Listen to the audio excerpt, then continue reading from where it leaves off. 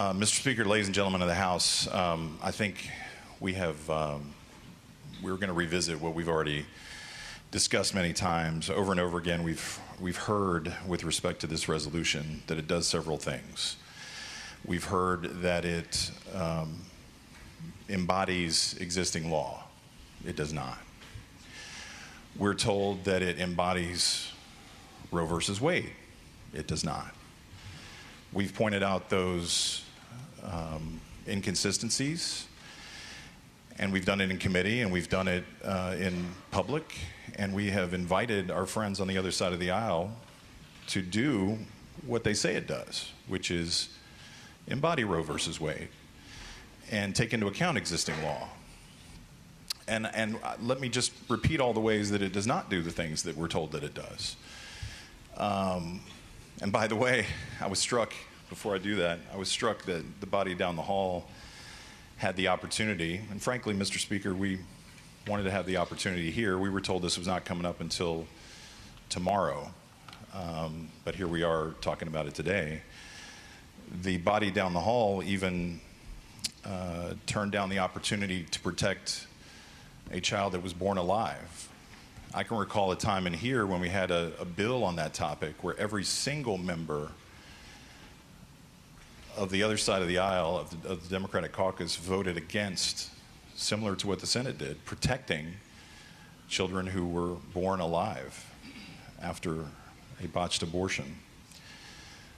So we're told that it does all these things, that it's limited to existing law, that it's limited to Roe v. Wade. And I was going to list those things. The doctor standard. So we have a 3-doctor standard for late-term abortions in our code. This turns that completely on its head and makes it a 1-doctor standard. And I may have mentioned previously on the floor that the abortion doctor can be the one doctor who decides that a late-term abortion is necessary, and requiring no other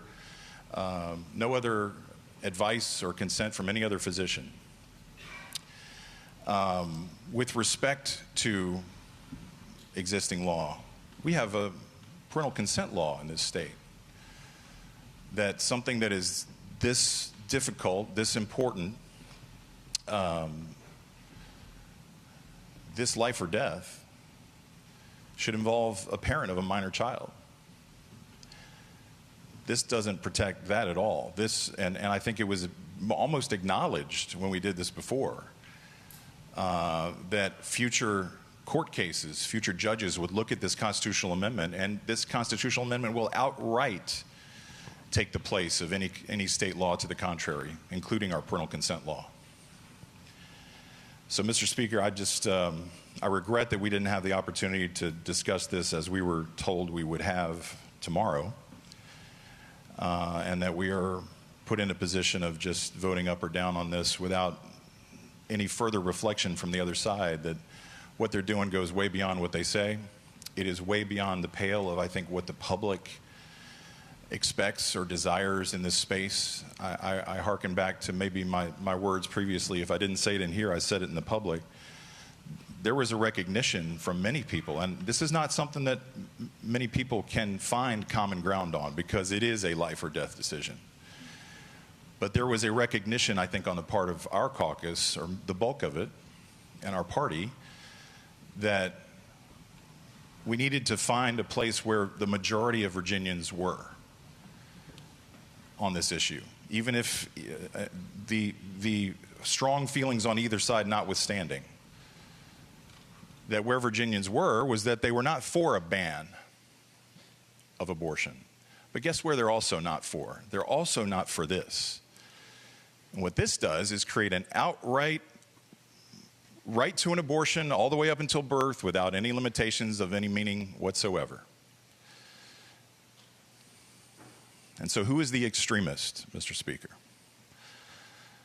This could have been an embodiment of Roe versus Wade, and it could have taken into account existing state law.